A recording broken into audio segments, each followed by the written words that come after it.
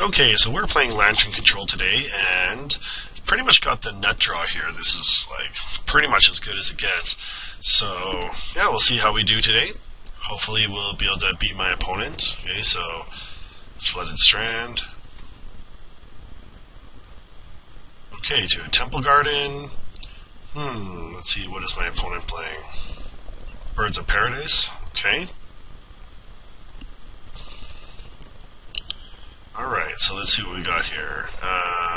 Okay, well, on my turn, we will play Blackleave Cliffs into Lantern of Insight.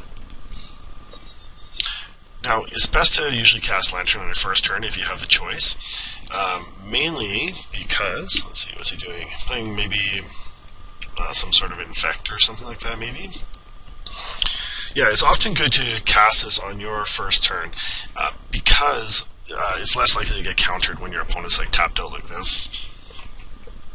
So I've still got the same cough now. This is week 5 of this. It's getting better, but still not 100%. Okay, so another Flooded Strand. Going into, let's see here, probably another Temple Garden, I imagine. Oh, an island, okay.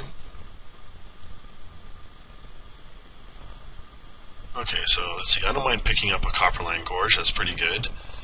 Rocks Warmonk, okay, interesting. Alright, so we gotta, I really don't like Garruk there, and I don't like losing my Codex Shredder, but I can use Academy Runes to get it back later anyways. So let's throw a Copperline Gorge. I could use Ancient Stirrings to grab that Codex Shredder and also simultaneously look for an Ensnaring Bridge, which I'm going to need to protect myself here. So, yeah, let's give that a try. Because failing that, I could always grab the Codex Shredder. Okay, so I go Ancient Stirrings. Alright, well, I guess I'm grabbing Codex Shredder. Okay. Any order's fine. Throw out Codex Shredder. Oh, I almost hit Pyrite Spellbomb, which would have been a disaster. Next card is Ensnaring Bridge. That's awesome. Okay, and I do not want you to have Garruk. You can have another Windswept Heath or something like that, whatever. That's okay. So next turn, I will throw out the Ensnaring Bridge. I'm going to have to take a little bit of a beat down here, but next turn I'll throw out the Ensnaring Bridge. After that, I will be able to put down, you know, the rest of my cards pretty much. So next turn, probably Glimmervoid to Ensnaring Bridge, and then turn after that, Academy Ruins to Ghoulcaller's Bell, Pyrite Spellbomb, and Gitaxian Probe. Okay, so, alright, well, I have to take a bit of a beating here.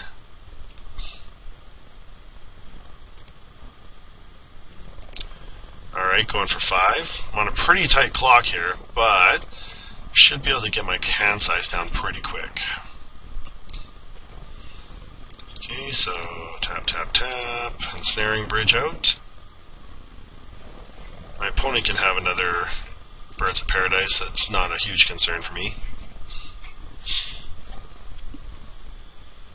Okay, so let's see. If he pumps his creatures to be too powerful, he just won't be able to do anything. So, like, he won't be able to attack me. So they can only get, they can only be pumped up just a little bit more. So we'll see. He'll probably just swing for 5 here. Okay. The danger with Birds of Paradise, and it's glad I have a Pyrite Spellbomb, is that he can attack with it because it's a 0 and then pump it afterwards. So playing Pyrite Spellbomb allows me to actually play it out and then, what's it called? To play it out first and then use a Pyrite Spellbomb to destroy it if he brings it out. If he brings out a Bird of Paradise. So let's see, what do we do here? Spellskite would actually be pretty nice, even as a chump blocker against this guy. Well, although he's not going to be able to attack soon, anyways. So let's just go. Okay, so actually, let's go tap for Pyrite Spellbomb.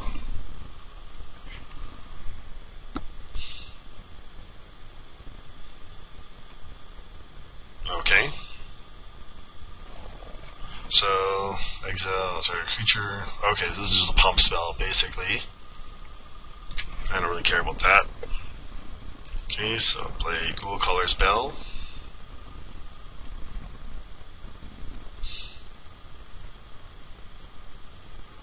Okay, and drawing Spellskite, I guess. So I'll look at player's hand, pay him Phyrexian mana for it. That way I leave up 2 mana, I can cast that Spellskite as I grab it. Okay, so opponent's tapped down for something. What's he doing? Countering? Mana leaking? No, something. What's he doing? Bant Charm. Destroy target artifact. Oof. That's pretty awful. I was tempted to use my Ghost Quarter to take him off of green mana. That probably would have helped. But okay, well, we'll have to kind of deal with this for now. Alright, so he's got Oblivion Ring. Oh, wow, okay. So he's got quite a bit of stuff he can do to me here. Alright, so let's go to Spellskite. Might force him to use a Path to Exile to get it out. To get rid of it there, but I don't know if I really want to use it because I have Ancient Stirrings up next.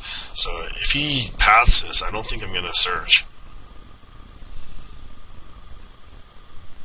Okay, so yeah, he's going to path that. Nope.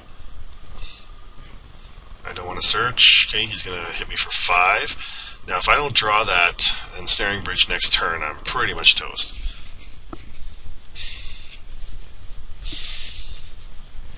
Alright, I think I'm actually just dead anyways, because my opponent can always use the Oblivion Ring to capture my Ensnaring Bridge, which would really suck, but...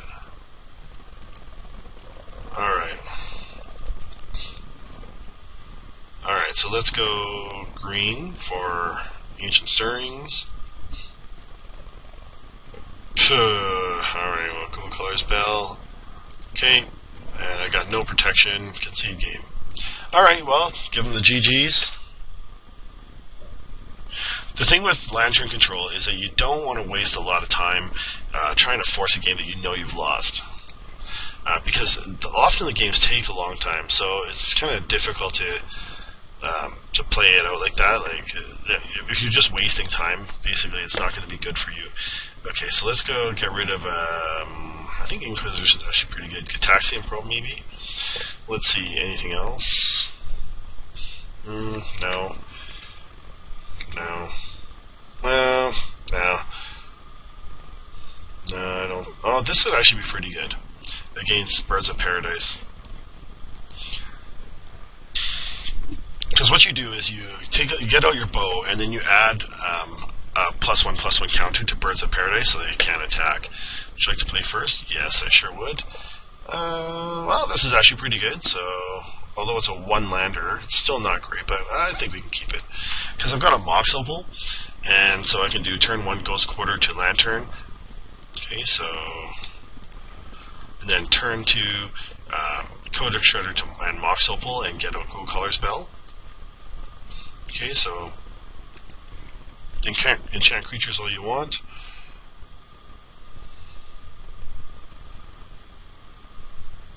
Alright, so let's see, what does my opponent have? Windswept Heath.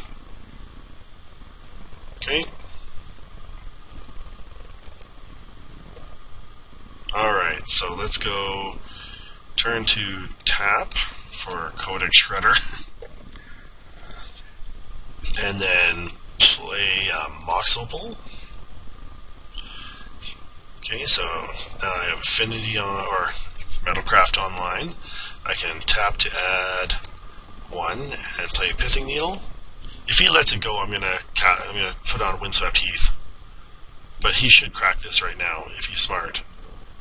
Oh, he didn't. Windswept Heath. So he can't crack it for mana. That's actually pretty mean of me, but alright. Now, do I care if he has a path? Not really. Although, let's get rid of it, because I don't want him to be able to... You just realized what I did and scooped it up. Alright. Well, let's go to sideboards. Alright. 2 more in hand. I guess I got lucky on that one. So he basically had no lands available, so let's just roll it right back. Yeah, that's awesome. So he put a Windswept Heath, and then he actually had like 2 more in hand. That was all his lands, so he couldn't cast any lands. That's awesome.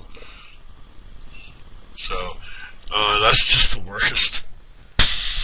Alright, well, these are probably the fastest Lantern Control games I've ever had.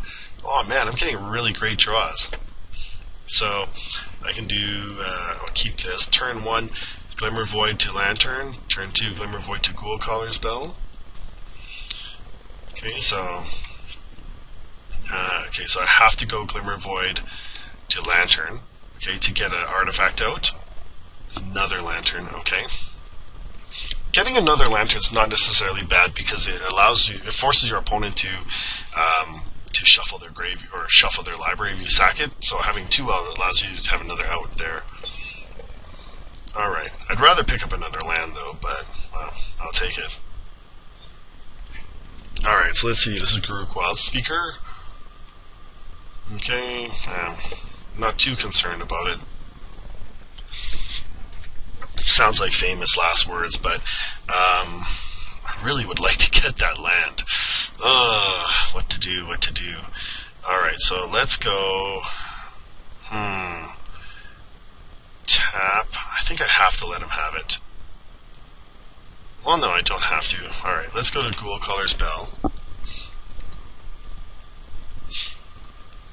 Alright, and we will Ghoulcaller Bell him. Alright, give him a... Oh, that gives us our Ensnaring Bridge, which is great. Okay, now I just need to get some more lands online so I can cast it. And I also gotta get rid of all the cards in my hand, which is gonna be really tough. Alright, call the herd. Okay, he's got a stupid elephant. Okay. Another bridge. Okay, I have to pretty much cast Ancient Stirrings here, hoping for another land. I'll grab an Academy Ruins. Okay. Academy Ruins is probably the best card there. Okay, so we'll play Academy Ruins into another Ghoulcaller's Bell. Alright. So next turn I'm picking up my 3rd land, which is going to really help. Alright, so let's see, Bant Charm. Is this the one that destroys artifacts? Yeah. So we're going to have to get rid of that. He cannot get that. Alright, so swing for 3. Okay, I want that land though, so I'm going to have to use my Ghoulcaller Bell on my turn. After I draw. Okay, so I can't let him have the artifact destruction there.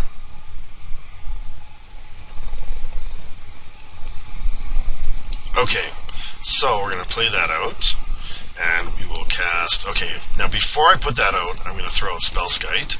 Spellskite allows me to redirect any artifact destruction to it, so it protects the bridge. Okay, and we'll go to Duress. Okay. So he's looking for something. Oh, got a Bant Charm there. Okay. Oh, never mind. That's the same Bant Charm. I just haven't Ghoulcallared it yet. So he's shuffling his deck anyways. Okay. Oh, that's weird.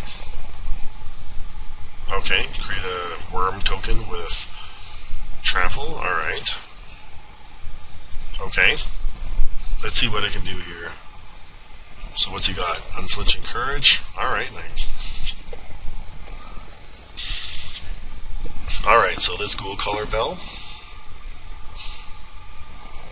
Okay, give him another Flooded Strand. That's fine. I'll lose the Tendo Ice Bridge, but Copperline Gorge will do it. So next turn, I could actually just do... I don't even have to do that. I could just cast Abrupt Decay, destroy his elephant. Although I think I'd rather have Abrupt Decay for something else. Taking 8, though, really hurts. Okay, but next turn I'll have Ensnaring Bridge out. Yeah, and so I'll be able to just... basically, those creatures won't be allowed to attack. Okay, so what do we got here? Call the Herd, alright. Another elephant. Okay, so play out that, and tap, tap, and tap for Ensnaring Bridge. Okay, so my opponent can't attack, and I've got the Spellskites up for protection. Alright, so I think we're in pretty good shape. Next turn, I can cast Abrupt Decay on my opponent's worm or something and go from there. Okay, as far as I know, he should pretty much have just lands in hand, but we'll see. Alright, so I do not want him to get Garruk.